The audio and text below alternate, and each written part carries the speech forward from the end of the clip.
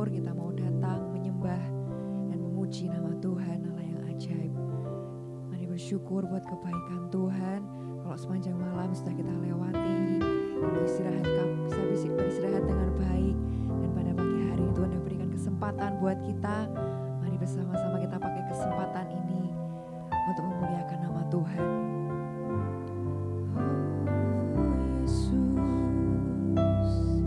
Terima kasih Yesus. Terima kasih buat kesempatan yang baru Tuhan. Kami mau datang menyembah Engkau pada pagi hari ini.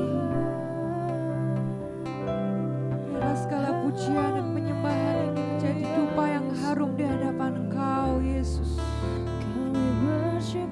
Biarlah segala pujian ini manis Kau dengar Tuhan. Kami mau memuji Engkau, kami mau menyembah nama-Mu. Hanya bagimu Yesus, hanya bagimu.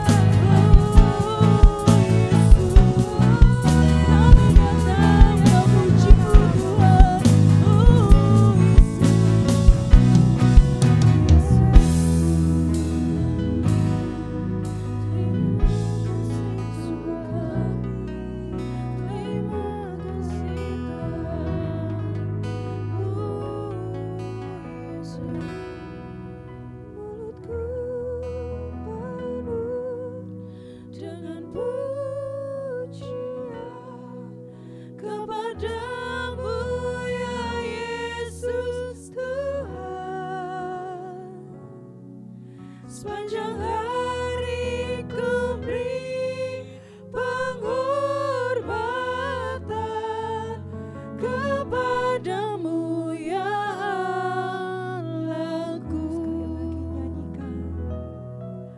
Mulutku penuh dengan pujian kepadamu ya Yesus Tuhan.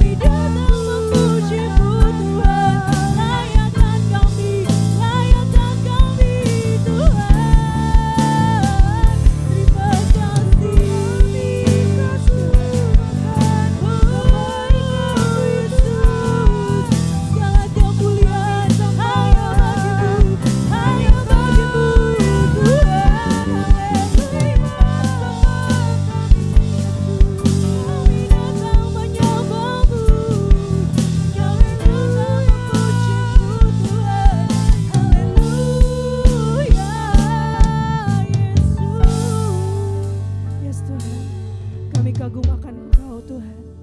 Kami menghormati Engkau ya Tuhan Yesus sebagai Allah kami yang luar biasa Bapa. Engkau adalah penyelamat dalam kehidupan kami Tuhan. Pada pagi hari ini Tuhan, kami benar-benar bersyukur Tuhan. Kami benar-benar tersungkur di hadapan Engkau atas kebaikan Engkau Yesus. Terima kasih Tuhan.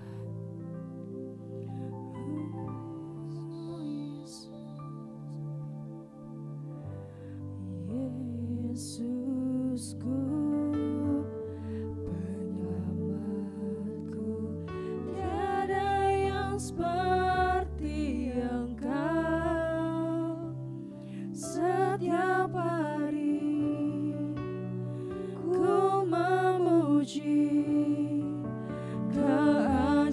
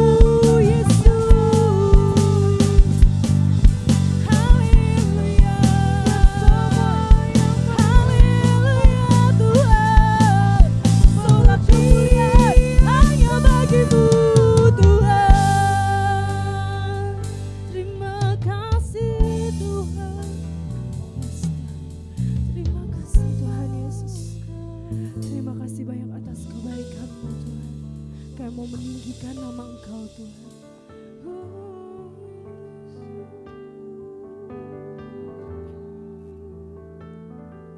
Terima kasih banyak Tuhan Yesus, tinggikan nama-Mu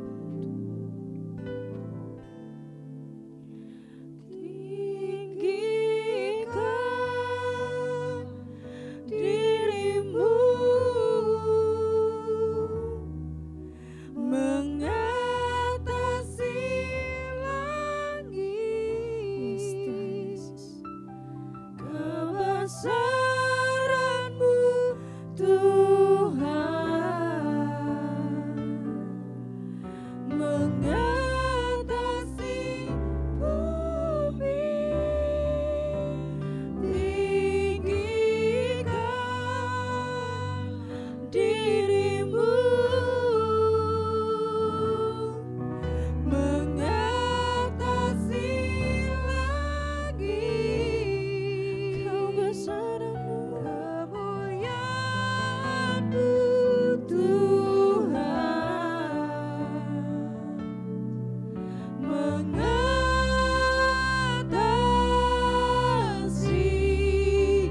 bumi. Tinggikan, tinggikan, tinggikan dirimu mengatasi langit. Kebesaran-Mu Tuhan, kebesaran-Mu Tuhan mengatasi bumi. Tinggikan dirimu mengatasi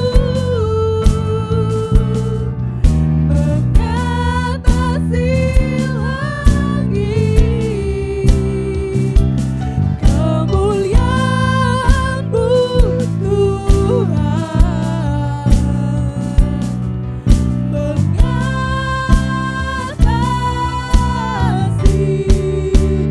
bumi. Katakan lebih sungguh, tinggikan, tinggikan dirimu mengatasi langit. Hanya kebesaran-Mu Tuhan, mengatasi bumi. Tinggikan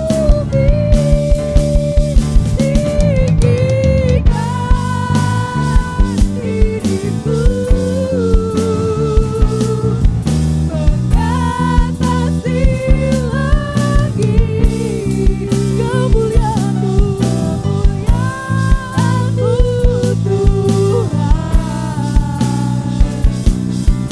mengatasi langit.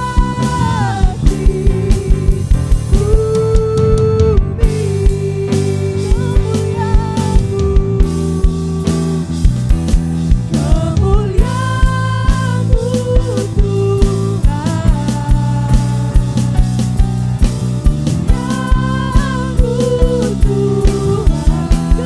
kemuliaan-Mu Tuhan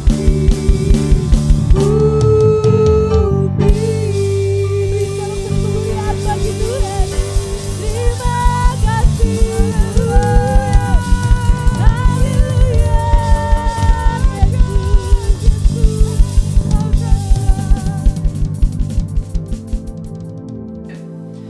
Tuhan, terima kasih ya Tuhan buat kesempatan yang Tuhan sudah berikan pada kami pagi hari ini. Tuhan yang sudah mengumpulkan kami di sini ya Tuhan untuk berdoa bersama-sama ya Tuhan. Sekarang kami mau menaikkan doa syafaat kami. Tuhan, kami mau berdoa buat bangsa dan negara kami Indonesia ya Tuhan. Tuhan yang berkati ya Tuhan. Menjelang pemilu ini Tuhan yang jaga ya Tuhan, biar tidak ada perpecahan, tidak ada keributan ya Tuhan. Tuhan yang jaga dari segala kejahatan dan masuk jahat iblis ya Tuhan, di dalam nama Tuhan Yesus. Tuhan yang jaga negara kami ya Tuhan, terus juga buat kota kami ya Tuhan, kota Semarang Tuhan, Kau yang jaga ya Tuhan dari segala isu-isu desas-desus ya Tuhan, semuanya ya Tuhan yang bisa memecahkan persatuan bangsa kami ya Tuhan. Tuhan, Kau yang jauhkan dari kota kami ya Tuhan, terkhususnya di kota Semarang. Tuhan juga yang berkati buat gereja kami ya Tuhan, biar gereja kami terus bertumbuh dan terus bisa menjadi berkat bagi banyak orang. Berdoa juga buat seluruh pelayan Tuhan, buat seluruh pengerja, hamba Tuhan. Tuhan, Kau yang berkati mereka ya Tuhan, Kau yang melihat jerih payah mereka, Tuhan yang memberkati ya Tuhan. Apapun yang mereka kerjakan tidak pernah sia-sia. Tuhan juga yang berkati buat Bapak Gembala kami, Pak Handoyo Lim. Tuhan yang berkati ya Tuhan, dan kesehatan. Biarlah hikmat marifat-Mu ya Tuhan, itu yang turun atas Pak Handoyo ya Tuhan. Tuhan juga berkati buat Oma Trivena, berikan kesehatan, berikan umur panjang ya Tuhan di usianya saat ini ya Tuhan. Tuhan yang berkati ya Tuhan, dan kekuatan dan semangat untuk melayani Engkau. Tuhan, sebentar lagi akan mendengarkan firman-Mu. Tuhan yang berkati siapapun yang menyampaikan firman Tuhan, biarlah itu bisa merema dalam hati kami ya Tuhan. Terima kasih ya Tuhan Yesus, terima kasih. Kami mau serahkan doa pagi ini ya Tuhan, buat firman dan sampai selesainya dalam tangan-Mu. Di dalam nama Tuhan Yesus kami bisa berucap syukur. Haleluya. Amin. Shalom Bapak Ibu, senang kita kembali di saat teduh pemuritan. Saya ucapkan banyak terima kasih kepada Bapak Gembala yang sudah berikan kesempatan kepada saya untuk bagi kebenaran firman Tuhan. Mari sama-sama kita mau bertumbuh dalam kasih. Kita percaya kita adalah orang-orang yang spesial di mata Tuhan. Karenanya sama-sama kita mau renungkan firman Tuhan. Biarlah setiap kita boleh memperoleh berkat dari renungkan firman dalam hidup ini. Karena memang firman itu hidup, firman itu terang, firman itu mampu untuk mengubah hidup kita. Dengan Tuhan kita akan melihat perkara ajaib pasti terjadi. Bapak Ibu Saudara, setiap kita ini orang-orang yang spesial di mata Tuhan. Untuk someone yang spesial selalu ada pemberian yang berharga. Kalau Bapak Ibu punya orang yang spesial, maka Bapak Ibu akan mengasihinya dengan sungguh-sungguh.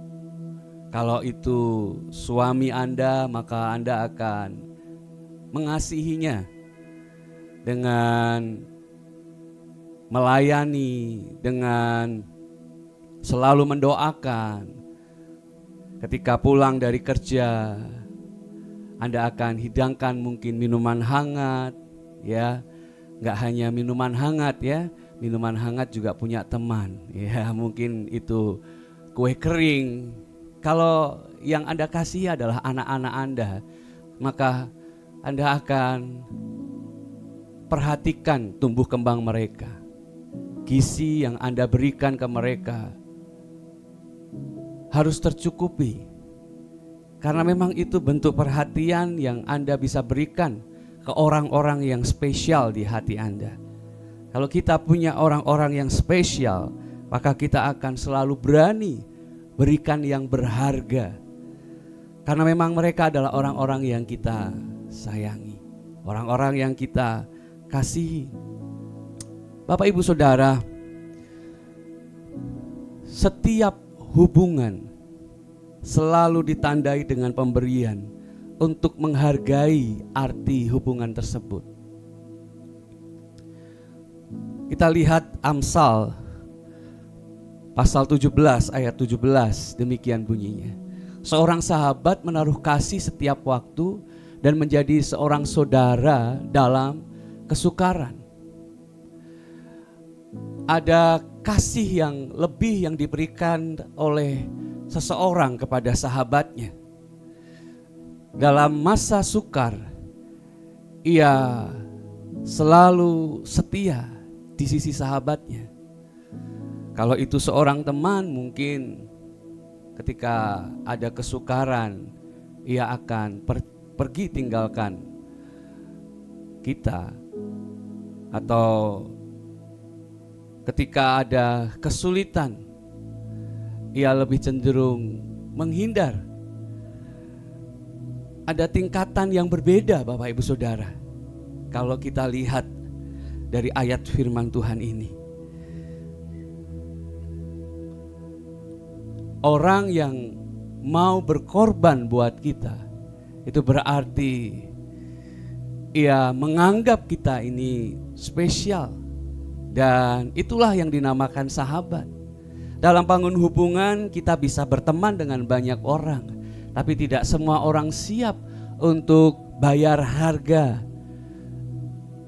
mengasihi satu sama lain, hingga ada terjalin persahabatan, ada hubungan yang lebih dekat, lebih dari sekedar teman. Ternyata memang ada perbedaan antara teman dan sahabat. Seorang sahabat akan menaruh kasih setiap waktu dan menjadi seorang saudara dalam kesukaran. Tiap hubungan selalu akan ditandai dengan sebuah pemberian untuk menggambarkan berartinya hubungan tersebut.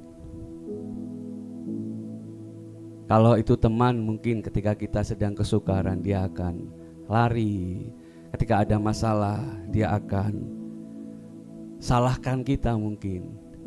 Tapi seorang sahabat yang menaruh kasih setiap waktu, bahkan berani berkorban buat kita, sekalipun kita ini sedang dalam kesukaran. Ada perbedaan antara teman dan sahabat. Bapak Ibu Saudara, kalau Anda anak muda, ya, untuk Anda menunjukkan bahwa Anda serius dalam membangun hubungan, akan ada tahapan-tahapan yang Anda akan lalui, ya kan? Awalnya pacaran gitu ya, lalu karena Anda ingin serius bangun hubungan dengan pasangan Anda, tingkatannya nggak hanya pacaran, akan naik ke tingkat yang lebih serius. Mungkin lewati dulu tunangan, ya, selesai tunangan, berapa waktu kemudian baru langsungkan pernikahan. Ya, ada tingkatan-tingkatannya, tergantung seberapa serius Anda bangun hubungan dengan pasangan Anda. Kalau hanya pacaran, cintanya cinta monyet, ya, paling jalan berapa tahun, atau bahkan mungkin nggak sampai berapa tahun ya Bapak Ibu ya, teman-teman, hanya berapa bulan, habis itu beralih hati ke yang lain. Terjadilah saling melukai. Ya, namanya juga anak muda, cintanya masih cinta monyet, gak ada komitmen untuk serius dengan hubungannya. Kalau tahapannya hanya sekedar pacaran, saling mengenal, pasti gak akan masuk ke jenjang tunangan, bahkan sampai pada pernikahan. Tapi kalau Anda anak muda ingin serius dengan pasanganmu, siapkan sejak sekarang. Ya, kamu bisa masuk ke fase tunangan dan bahkan Anda memutuskan untuk menikah dengan orang yang spesial di hatimu. Ya, kita mesti harus perjuangkan yang namanya hubungan. Bahkan Yesus berikan penghargaan kepada murid-muridnya dengan sebutan sahabat. Yesus mengasihi murid-muridnya, dan ini yang dikatakan oleh Yesus ke murid-muridnya. Yohanes 15 ayat 15. Demikian firman Tuhan. Aku tidak menyebut kamu lagi hamba, sebab hamba tidak tahu apa yang diperbuat oleh tuannya. Tetapi aku menyebut kamu sahabat, karena aku telah memberitahukan kepada kamu segala sesuatu yang telah kudengar dari Bapakku. Ada hubungan yang serius antara Yesus dan murid-muridnya. Yesus menganggap murid-murid adalah orang yang spesial di hatinya. Maka itu ketika di tengah-tengah pembicaraan, di tengah-tengah Yesus mengajar, Yesus bilang ke murid-muridnya, kamu bukan lagi hamba buat aku, kamu adalah sahabat. Kenapa? Dikatakan di kalimat terakhir, aku sudah beritahukan semuanya, segala sesuatu yang telah ku dengar dari Bapakku. Gak ada rahasia di antara mereka. Ini hubungan yang luar biasa.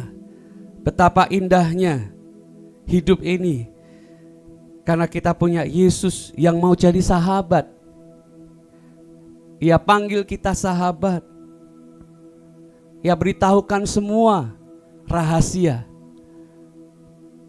yang gak semua orang tahu gitu ya. Dan hanya kita aja yang dianggap sahabat, yang bisa mendengar semua rahasia yang semua orang gak tahu. Wow, ini satu penghargaan yang luar biasa yang Yesus kasih ke murid-muridnya, Bapak Ibu Saudara. Selalu ada penghargaan yang lebih ketika kita punya hubungan yang kualitas, hubungan yang dekat dengan orang di sekitar kita. Bahkan Yesus pun lakukan itu. Dia berikan penghargaan tertinggi kepada murid-muridnya. Hingga Yesus berkata kepada mereka, engkau bukan lagi hamba loh. Kalau aku ngajar orang lain mungkin aku akan pakai banyak perumpamaan. Tetapi untuk sahabat-sahabatku gak ada sesuatu yang kusembunyikan, gak ada sesuatu yang kurahasiakan. Itu yang Yesus katakan ke orang-orang yang dekat dengannya, ke orang-orang yang spesial di hatinya. Bapak Ibu Saudara, maukah kita jadi orang-orang yang spesial di hati Tuhan?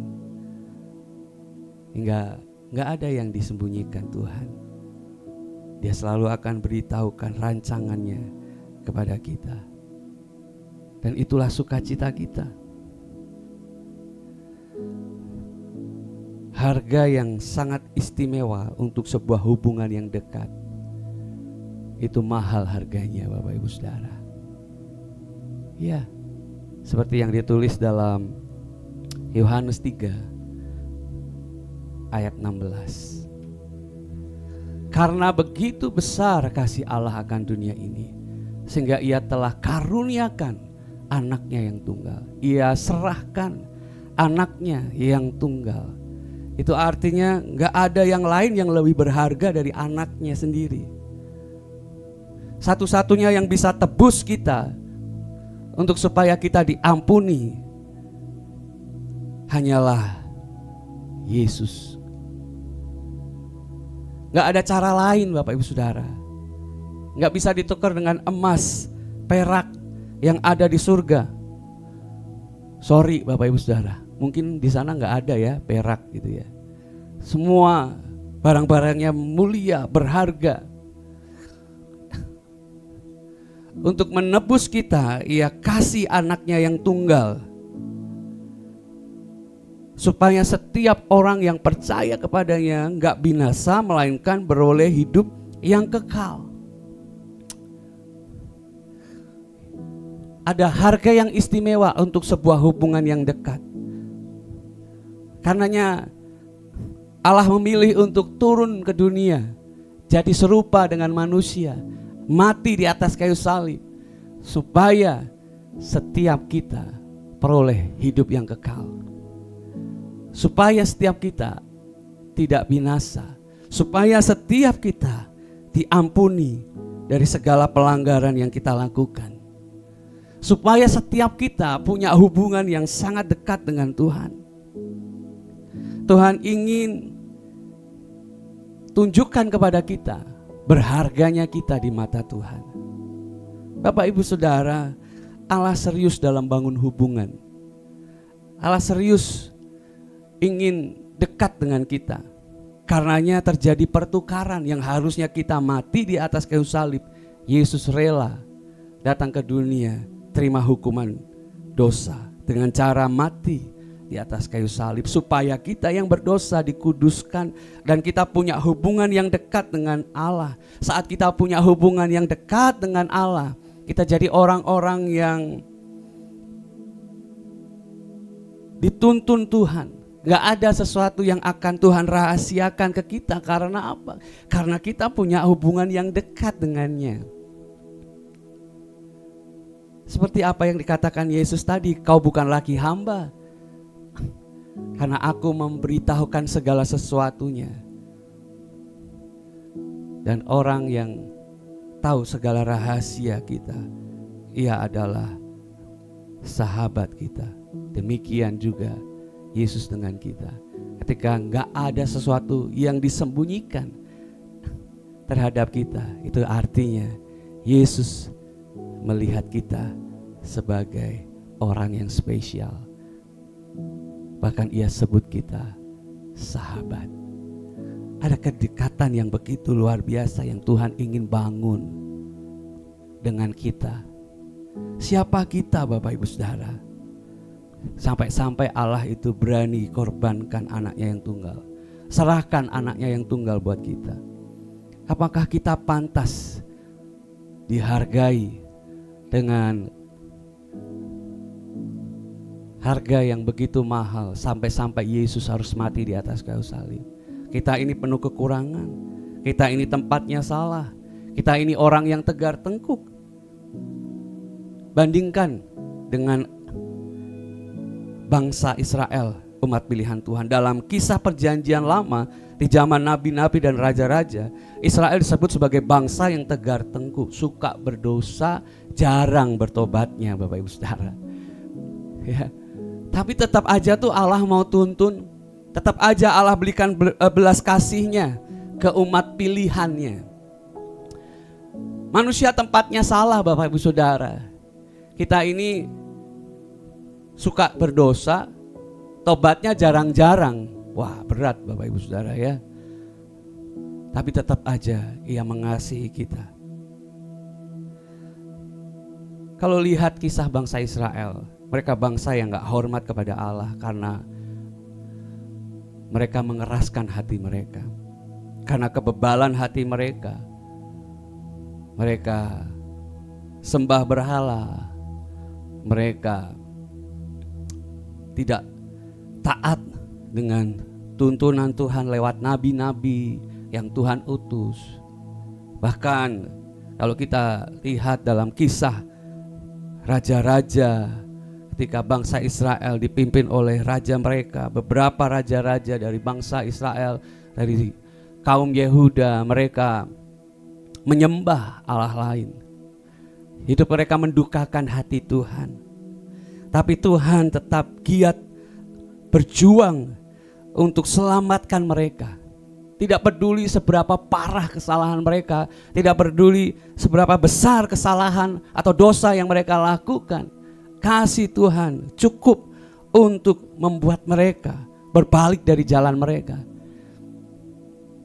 Kalau kita lihat kisah bangsa Israel dan bangsa Yehuda,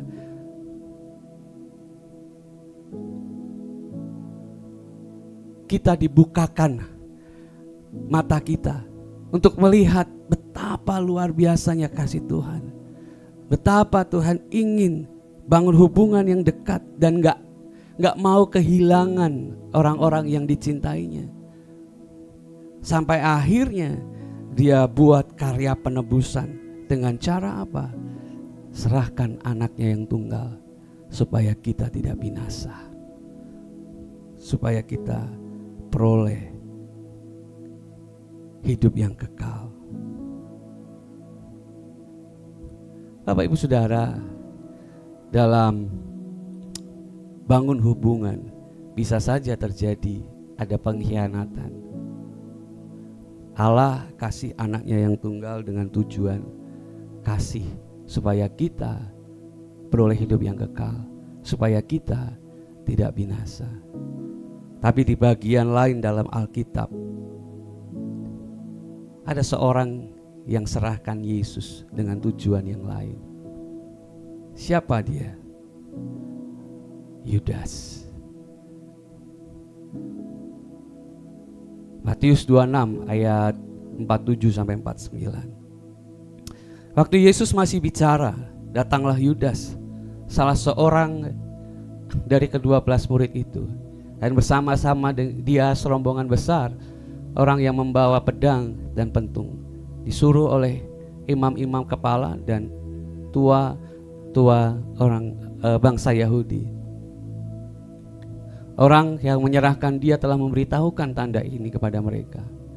Orang yang akan kucium, itulah dia, tangkap dia. Dan segera ia maju mendapatkan Yesus dan berkata, "Salam Rabi," lalu mencium dia. Bapa serahkan anaknya yang tunggal dengan tujuan supaya kita selamat. Karena kasihnya, ia harus serahkan anaknya yang tunggal. Sedangkan Yudas punya maksud yang berbeda. Yudas serahkan Yesus ke imam-imam kepala dan tua-tua bangsa Yahudi. Untuk apa? Untuk kepentingannya. Ia ingin ambil keuntungan. Ia jual Yesus dengan harga 30 keping uang perak. Hatinya dikuasai dosa. Hingga akhirnya dia berani serahkan Yesus. Dia berpikir Yesus pasti bebas, bisa lepaskan diri dari tangkapan orang-orang Romawi. Karena tiap hari dia lihat Yesus buat mujizat, sakit disembuhkan, jalan di atas air. Ya, 5 roti 2 ikan cukup untuk banyak orang yang mengikut Yesus.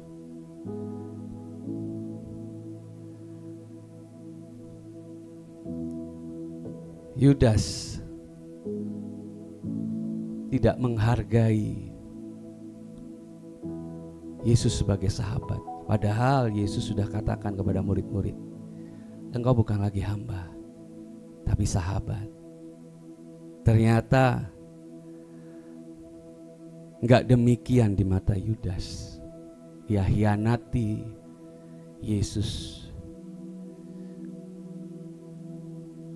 Ciumannya ciuman palsu, Bapak Ibu Saudara. Ya. Seolah-olah ia mengasihi, tapi ternyata ujungnya ia ingin ambil keuntungan. Dengan jual Yesus, ia dapat 30 keping uang perak. Matius 7 ayat 6. Demikian firman Tuhan. Jangan kamu memberikan barang yang kudus kepada anjing, dan jangan kamu melemparkan mutiaramu kepada babi, supaya jangan diinjak-injaknya dengan kakinya, lalu ia berbalik mengoyak kamu. Kalau orang gak bisa menjaga sesuatu yang bernilai, ya, maka ia akan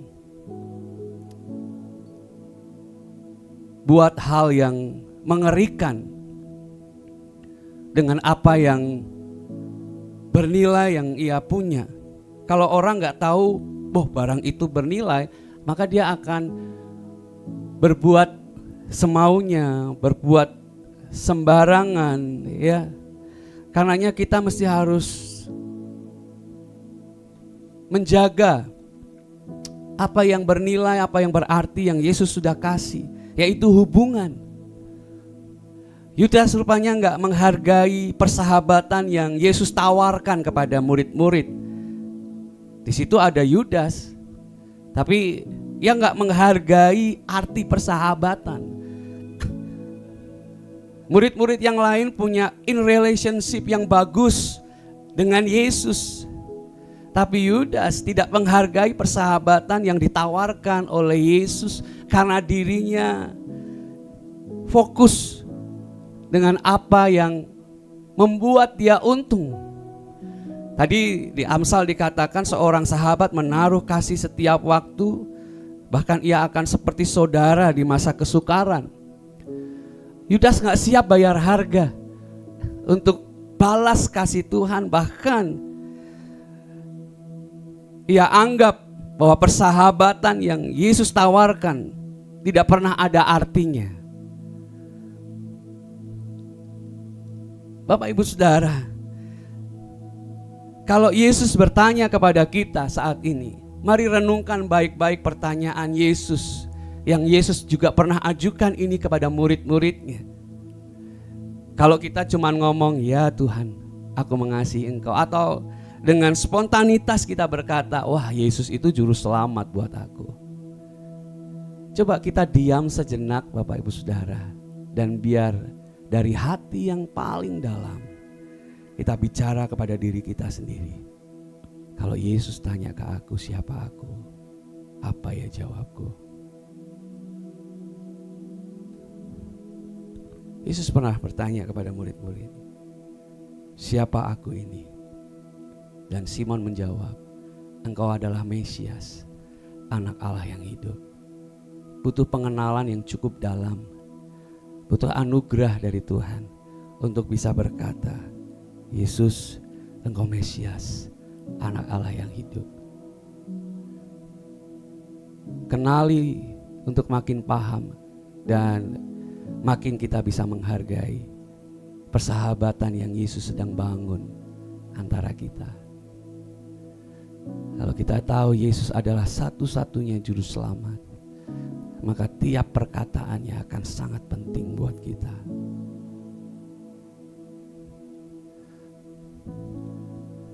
Bapak Ibu Saudara, siapa Yesus bagi Anda? Apakah Yesus hanya sebagai tempat untuk kita berkeluh kesah? Tiap kali ada masalah baru kita datang ke Tuhan, minta pertolongannya. Siapa Yesus buat Anda? Apakah Yesus hanya dijadikan sebagai tabib yang bisa sembuhkan kita dari sakit? Dia adalah pribadi yang ingin punya hubungan dekat dengan kita. Sampai-sampai dia bilang, engkau bukan lagi hamba, engkau sahabatku. Wow, ini satu hubungan yang luar biasa. Siapa kita yang penuh kekurangan, tapi mau dijadikan sahabat oleh Yesus. Bapak Ibu Saudara, kalau Yesus itu penting buat kita, berharga buat kita, jangan kita main-main dalam kekristenan kita. Jangan kita hidup dalam dosa, tobatnya jarang-jarang. Mari ikuti tuntunan Tuhan dalam hidup kita. Jangan kita seperti Yudas, pertaruhkan iman percaya kita untuk jabatan mungkin, untuk kedudukan, untuk pasangan hidup. Saya rasa enggak hanya itu Bapak Ibu Saudara. Ya, kalau kita lihat sekitar, hal itu sering terjadi. Kita lihat dengan mata kepala kita sendiri. Ada hal yang lain dalam hidup kita sehari-hari, dengan secara enggak sadar kita sudah enggak jadikan Yesus segalanya buat hidup kita. Contohnya, ketika kita marah saat didik anak kita, kita lakukan perbuatan yang tercela. Kita main tangan ke istri kita, kita maki suami kita, kita enggak mau maafkan orang yang berbuat salah ke kita. Bukankah itu terjadi dalam hidup kita sehari-hari? Kalau kita anggap Yesus adalah sahabat dan karena kita ia harus mati di atas kayu salib supaya kita diampuni, maka harusnya setiap firman yang kita dengar jadi hal yang penting. Apa yang firman ajarkan ke kita itu harus kita ikuti, karena memang tujuannya baik buat kita supaya kita nggak binasa, melainkan peroleh hidup yang kekal. Hingga apa yang Yesus ajarkan itu sesuatu yang penting. Kita hargai persahabatan yang Yesus sedang bangun dengan kita. Hingga kita gak jadi orang Kristen yang aktif di gereja tapi hidup kita gak berbuah dan berubah. Karena memang yang Tuhan mau dari kita, ketika kita alami kedekatan dengannya, Kristus makin besar dan kita makin kecil, seperti apa yang dilakukan atau dikatakan oleh Yohanes. Ketika Yesus ditinggikan lewat hidup kita, maka kabar baik itu juga akan didengar oleh orang-orang di sekitar kita lewat perubahan hidup kita. Nah, kalau kita di rumah masih suka marah, yang berlebihan ya, banyak piring terbang sana kemari gitu ya, kata-kata kita melukai pasangan kita, dalam pekerjaan kita sikut sana sikut sini, kita nggak mau jujur dalam mengelola berkat yang Tuhan kasih.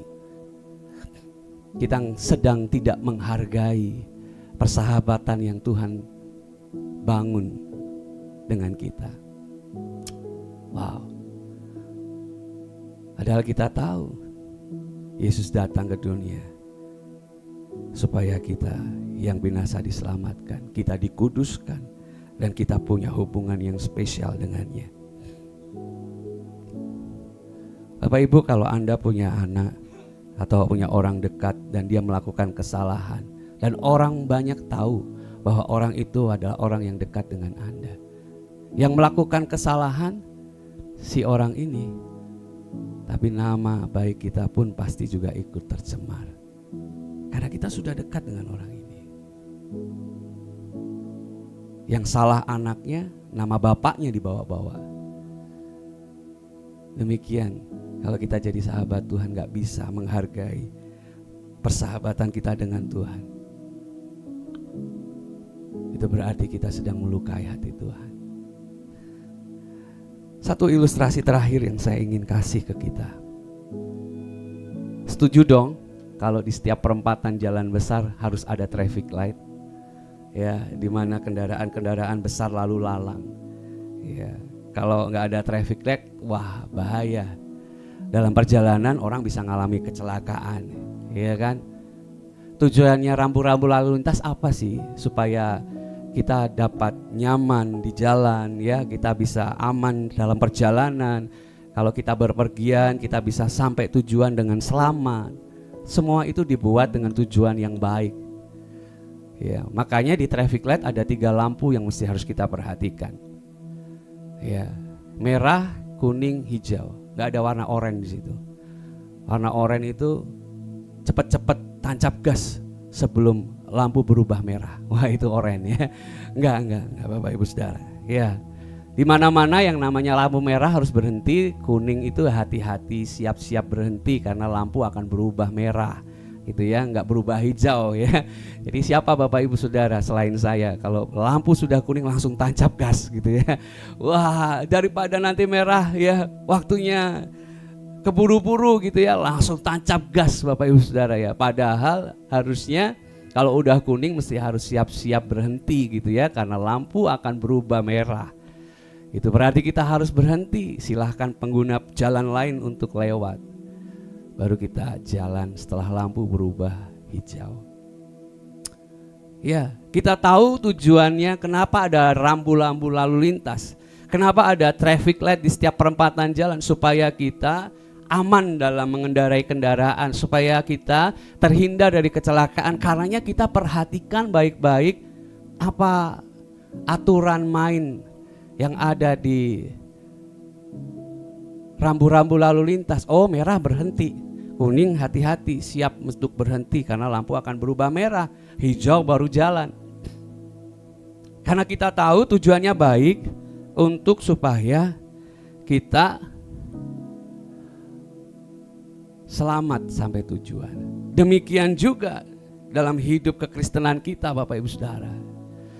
Kalau kita tahu bahwa Yesus adalah jalan untuk memperoleh hidup, Yesus adalah sahabat yang menuntun kita untuk kita peroleh hidup yang kekal, maka firman itu harus kita perhatikan, firman itu harus kita ikuti hingga kita berkata, ya Tuhan, Engkau makin besar dan aku makin kecil. Ya Tuhan, aku mau tanggalkan semua masa laluku dan aku hidup sebagai ciptaan baru.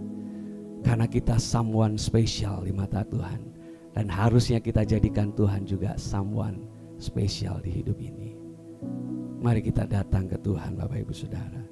Percaya bahwa setiap kita spesial di mata Tuhan. Terima kasih Tuhan. Engkau sungguh baik, sangat baik Tuhan. Seringkali ku datang Tuhan hanya karena sejuta keluhan. Seringkali ku lupa Tuhan, seharusnya ku datang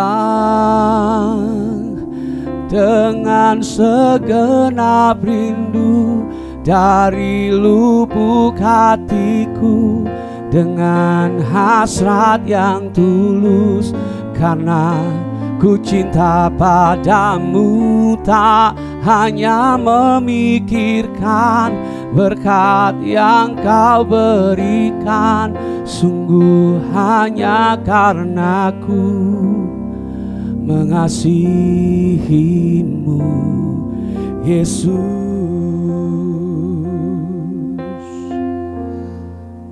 Mari kenali Tuhan lebih lagi, Bapak Ibu Saudara.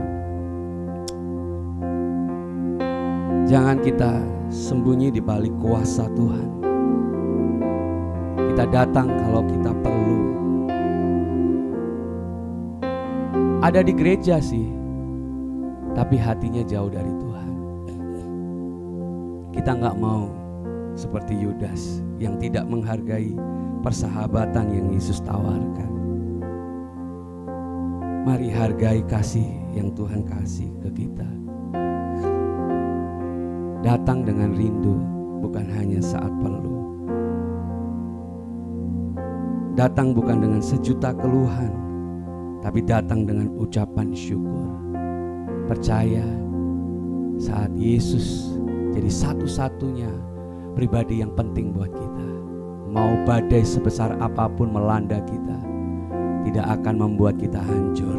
Justru sebaliknya, kita bisa tetap menjalani hidup dengan penuh sukacita.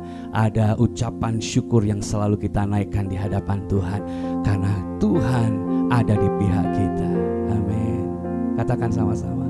Dengan segenap rindu dari lubuk hatiku, dengan hasrat yang tulus, karena ku cinta padamu, tak hanya memikirkan berkat yang kau berikan, sungguh hanya karena ku mengasihimu, Yesus.